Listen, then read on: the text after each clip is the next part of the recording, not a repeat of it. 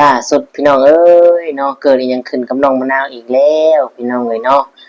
คือว่ามาตัวตุชิดคือว่าเว้าบ่ตรงกันกับผู้ใหญ่บ้านนี่พี่น้องเอ้ยเนาะอ่ารู้สึกว่าแม่เพิ่นเนี่ยอยากซื้อผ้าสแลมให้เนาะผ้าสแลมกลางแดดนะพี่น้องเพื่อบ่ให้พักมันเหี่ยวนะเนาะอ่าและบัดนี้ในมุมมองตัวตุกคำเองเนี่ยน้องมะนาวเนี่ยบ่น่าสิเลือกเนาะเพราะน้องมะนาวว่าผู้ใหญ่เพิ่นซื้อให้แล้วน้องมะนาวน่ะบ่อยากเอาพี่น้อง อยากได้โซลาร์เซลล์เนาะอ่าแต่ในมุมมองทุกคำเนี่ยทุกคำมาบน้องมะนาวเลือกบ่ได้เนาะแล้วบัดนี้ในเมื่อแม่เพิ่นได้ยินแล้วอ่าเพิ่นสิซื้อพาสเซมให้น้องมะนาวบ่เอาน้องมะนาวอยากได้โซลาร์เซลล์ผู้ใหญ่เพิ่นก็เลยว่าเอ้าจังซั่นแล้วก็ไปตามราคาเบิ่งแม่ยังบ่ได้ตกลงว่าซื้อให้เด้อให้ไปถามราคาเบิ่งก่อนเพราะว่าตอนแรกสิซื้อพาสเซมให้เนี่ยก็พอฮู้เนาะแต่ว่าน้องมะนาวบ่อยากได้บัดนี้เปลี่ยนใจอยากได้โซลาร์เซลล์พี่น้องเอ้ยเนาะ อ่าแต่ว่าไปหาตู้ซิดแต่เช้าบอกว่าแม่เวียงฝากเงินฝากหยังมาให้จังซี่นะพี่น้อง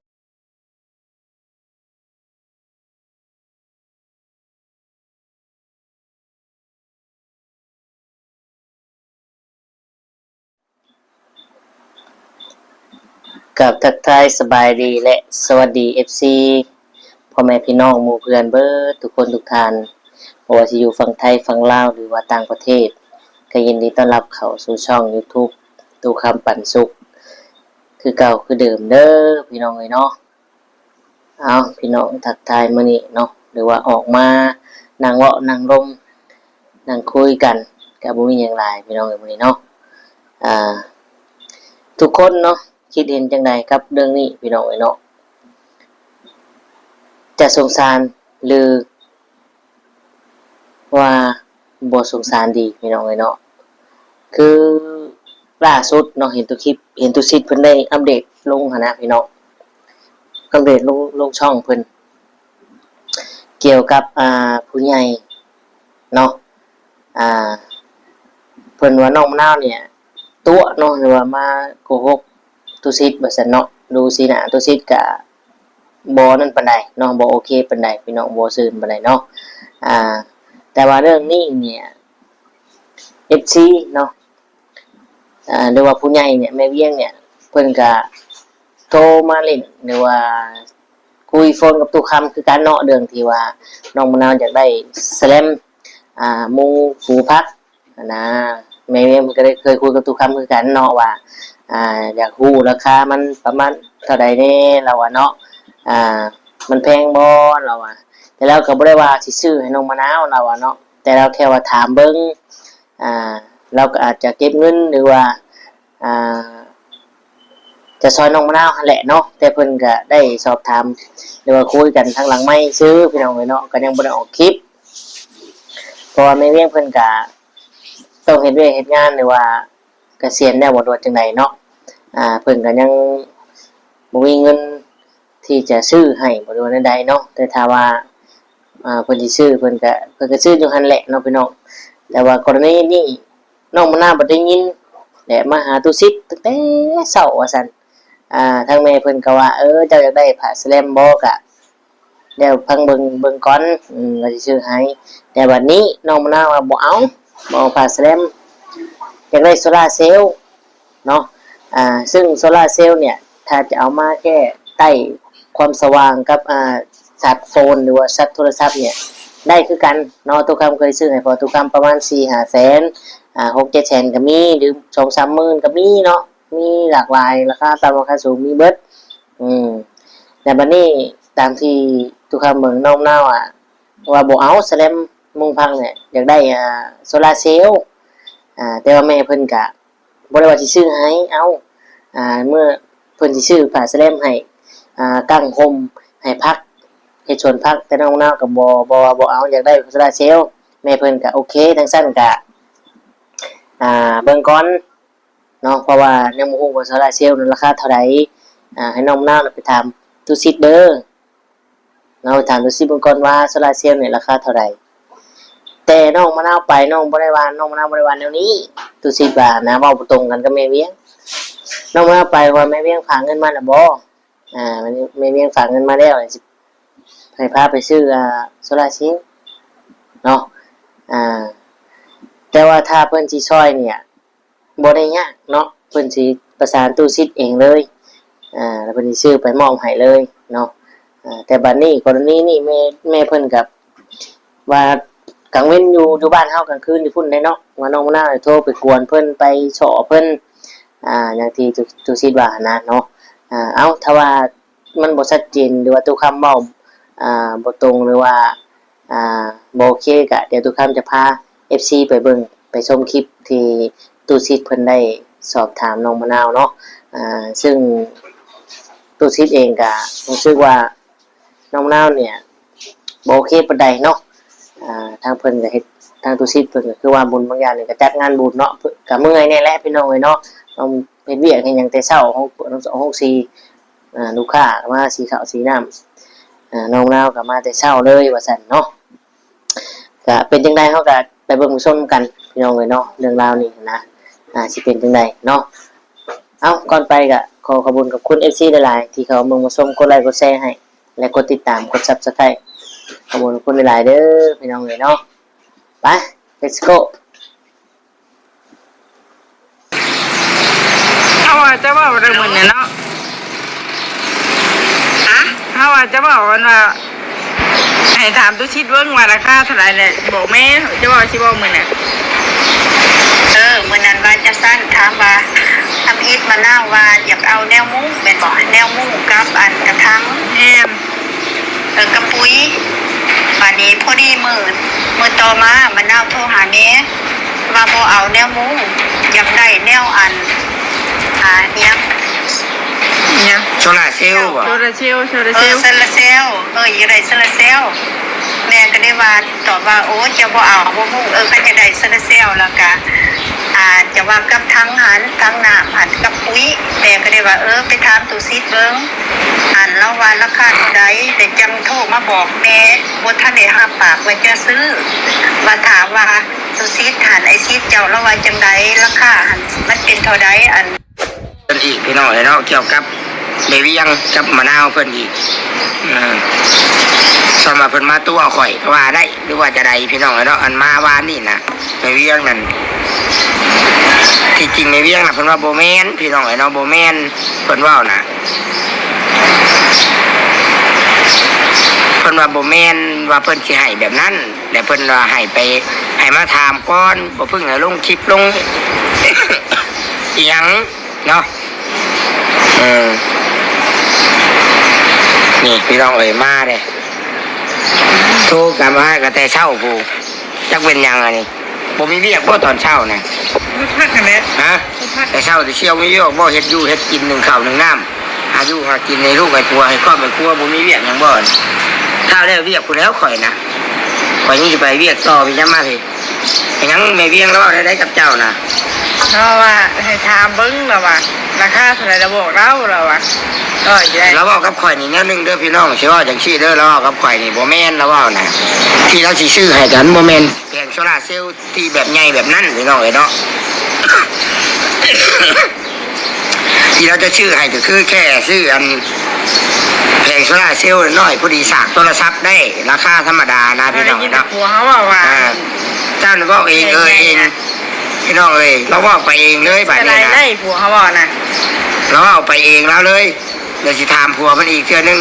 เวียงมาโทรมาล้มกับข่อยช่างแน่เนาะเพิ่นก็เป็นรักใหญ่จะไหนทุกคนคิดว่าไม่เวียงตัวหรือว่ามะนาวตัวข่อยนี่มูขัวบุญไปเบิดแล้วเดี๋ยวนี้นะเราจะสิเป็นเท่าไหร่พี่น้องกลายว่าข่อยสิเป็นคนขี้ตัวแล้วอีกแล้วบัดนี้เราก็โทรมาหาข่อยตั้งแต่เมื่อวานนี่แต่ก็เมื่อคืนนี่ก็เบิดคืนพี่น้องเรายังนอนอยู่ตั้งแต่ตอนวานนี่ตั้งแต่เบิดคืนมะนาวโทรวนเล่าแล้วว่าป่านเล่าเป็นหนี้เนาะแล้วก็ให้เบิ่งก่อนแล้วว่าเราว่าเบิ่งก่อนความอีตนสงสารยังเข้าใจอยู่เจ้าหนูวนเลยบ่เข้าใจยังเลยเราวนโทรวนเลยมะนาวนี่จักแบบใดเลยบาทนี่เราอะ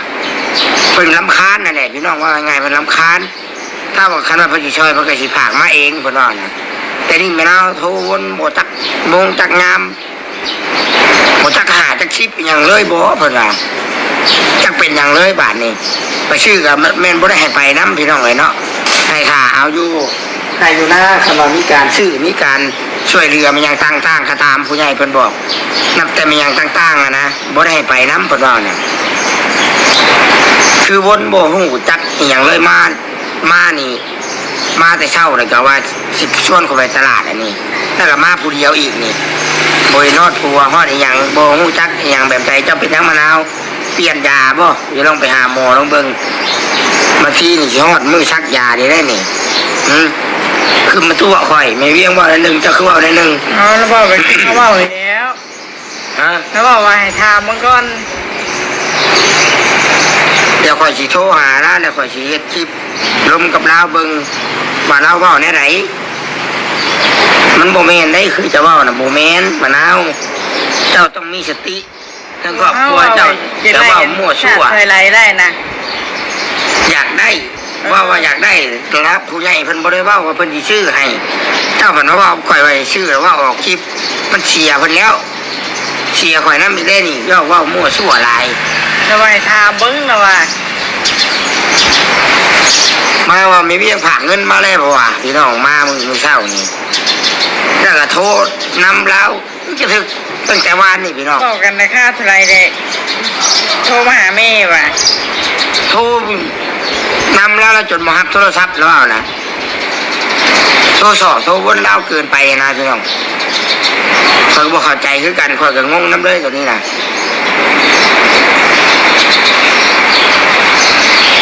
แล้วก็บอกนี่ฮอดแล้วร้อยซื้อบอกว่ายามเช้าสินะสุภาพมายังอยากเวียกอยู่พี่น้องเนาะยังวนเวียกอยู่ยังบ่แล้วเวียกอยากไปอ่านอะไรแนวบอกว่าแล้วเวียกก่อนถ้ามีการซื้อข่อยบ่ได้ให้เจ้าไปน้ำว่าผู้ใหญ่บ่ได้ให้เจ้าไปน้ำดอกถ้าเอาอยู่เฮือนคันนี้อย่างนั้นซื้อแต่ว่าเพิ่นว่ายกเลิกแล้วถ้าเพิ่นสิซื้อหรือบ่พี่น้องเพิ่นว่ามองให้ผู้อื่นช้าเพิ่นรำคาญมันซังบ่เนาะวนเพิ่นแฮงโพดบ่เนาะน่ะเพิ่นเลยซอยอยู่เพิ่นกำลังพยายามมาแล้วเพิ่นก็ยากเรื่องงานอยู่พุ่นกะเพิ่นยังเห็นเวียกเห็นงานอยู่โทรสอโทรวนเพิ่นเกินไปปานว่าเพิ่นเป็นหนีเพิ่นเนาะน่ะ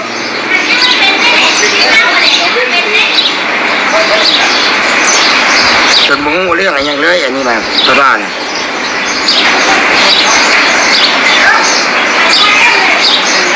งงแล้วมะนาวได้พี่น้องงงแล้วผัวเราได้ผัวเจ้าก็เป็นคนเว้าน่ะเจ้าว่า หัวเฮาว่ะคำว่าเพิ่นชื่อน่ะโทรเพิ่นยีไล่แบบมันใช่ไล่เด้อ ให้จะมาขอ ให้จะมาขอพ่อ แม่น เราบ่ได้เว้าผู้ใหญ่ฮอดบ่ได้เว้าซ้ำพี่น้องแต่แม่นบ่ผัวจะเว้ามันนี่ข่อยสิถามผัวเจ้าบัดนี้นะ แม่นนะบอกอีดี ให้เว้าผัวเจ้าหรือแม่เวียงเว้า หัว ผัวเป็นคนเว้าพี่น้องเอ้ย ทำไมเบี้ยถามมาจะไล่ยังแน่เพิ่นไล่ยังก็บอกมาเพิ่นน่ะบอกเลยนี่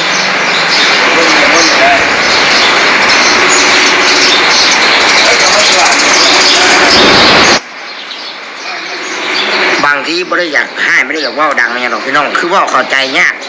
ข่อยสิโทรหาแม่เวียงให้แม่เวียงเว้าในคลิปฮัลโหลแม่สบายดีรบกวนยามกลางคืนบ่แม่เป็นยังโดยเพราะว่าอันมีเวียกเดี๋ยวลูกขออนุญาตลมน้ำแม่แน่เด้อแม่เด้อว่าซั่นว่าซี่ ผู้เดียวเด้อแม่ใส่เกียร์หูก่อน โดยแม่โดย โอเคไว้จะได้ อันกับอันลูกกำลังอันถ่ายคลิปพอดีแม่นี่แหละมะนาวเพิ่นนี่แหละมาหาลูกแต่เช้าเรื่องอันล้มกันเมื่อวานนี่แหละแม่เอ้ยแม่ว่าให้เพิ่นเข้าใจบ่ดูอันคือเพิ่นว่าอันเพิ่นว่าแม่ว่าแม่ผังเงินมาแล้วบ่แม่ว่าสิอันซื้อโซลาร์เซลล์ซื้อถังน้ำมันยังให้ลูกว่าแม่บ่ได้เว้าแบบนั้นไหนว่าเอาเจ้าว่าก็มีเวียงเองดูแม่นบอกไปเวียงเป็นคนเว้าชื่อเอาเจ้าเว้ากับลมกับลำมึงรู้เอาอย่าไปเว้ามั่วซั่วแม่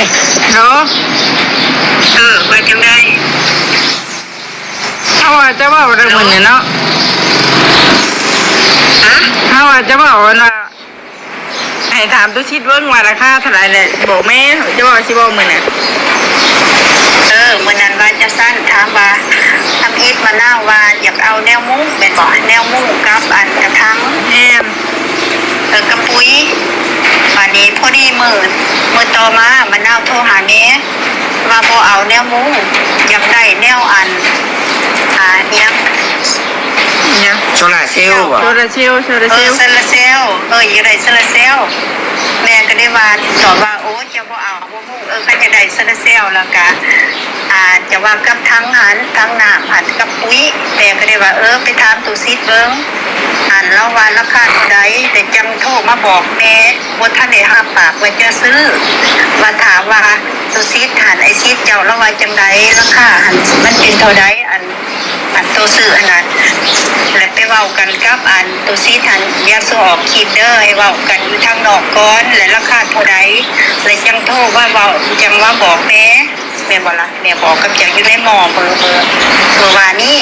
เมื่อวันเสาร์แม่บอกเขาเว้ากัน แม่น เป็นบ่ล่ะ แม่น จังมาเว้ากับแม่จังมาบอกแม่บ่ทันและคันว่าเป็นแนวใดแม่คันฝากเงินแม่ก็สิฝากไปทางตุสีพุ่นแม่บอกจะแนวนี้เป็นบ่ล่ะ แม่น บ่ทันได้ว่าเฮาตกลงว่าจะซื้อไอ้กันคันซื้อตัวราคาถือคันแม่จะซื้อให้คันซื้อราคาตัวมันแพงหลายกว่าเหตุแต่ว่าแม่บ่ซื้อให้เข้าใจบัด เข้าใจ ล้มอีกแล้วแม่ล้มไม่เข้าใจแล้วเจ้าน่ะให้เข้าใจเจ้าน่ะ เพราะว่าแม่ซื้อให้แม่วันเราไปซื้อให้ให้ลูกนะสาวหันก็แม่ซื้อให้แม่วันทั้งสองอันเราซื้อราคาถูกๆหั่นนะ มิดมันค่าสิเอาราคาใหญ่ๆหลายๆแม่จะบ่ซื้อให้อันนี้พอจะว่าอยากสามโฟนจะบอกกับแม่เหมือนกันว่าลูกอยากสามโฟนนี่แหละแต่ว่าสิแม่ก็ได้ว่าโอเคอันสามโฟนหันแต่มันสีน้อยหรือใหญ่แม่บ่เข้าใจแม่บ่รู้เรื่องระบบมันใหญ่แม่เข้าใจแต่ว่าตัวระบบมันน้อยๆหันที่ว่าไปซื้อแล้วว่าใส่ดอกไฟซีด้วยแม่ว่าเราซื้อแม่ก็จุดไม่ได้จะถึงหรือบ่เนาะภาษาลาวเราว่าเราซื้อ400,000เราว่าแม่ว่านะอันนึง 400,000 ไว้ กี ดึง บ ค่ะ โดย 400,000กีบเราซื้อ โอเคพี่น้องตัดภาพมากะอยู่กับทุกคำคือเก่าเนาะเป็นจังไดทุกคน FC คิดเห็นจังไดกับเรื่องนี้เนาะหลังจากที่เฮาได้เบิ่งได้ชมคิดเห็นจังไดเนาะคิดว่าน้องมะนาวเนี่ย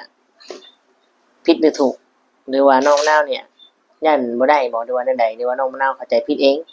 หรือว่าจังไดเนาะเพราะว่าแม่เพิ่นก็ยังบ่ได้ตกลงว่าสิซื้อให้หันนะพี่น้องบัดนี้เนาะ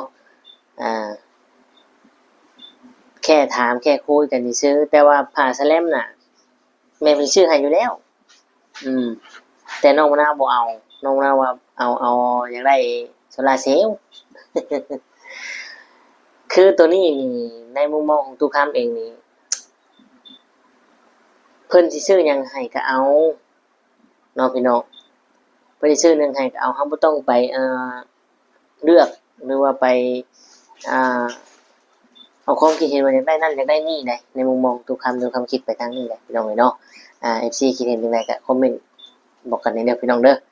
เอากลับประมาณนี้คลิปนี้ฝากไว้สำนี้เนาะขอบคุณทุกคนในหลาย FC ที่เข้ามาชมกดไลค์กดแชร์กดติดตามและกด Subscribe ให้เนาะขอบคุณทุกคนเลยนะพี่น้องเอ้ยสำหรับคลิปนี้ทุกคำก็สิได้ขอตัวอำลาพระจากแม่พี่น้องไปก็คือสิได้กล่าวคำว่าสำบายดีและสวัสดีครับ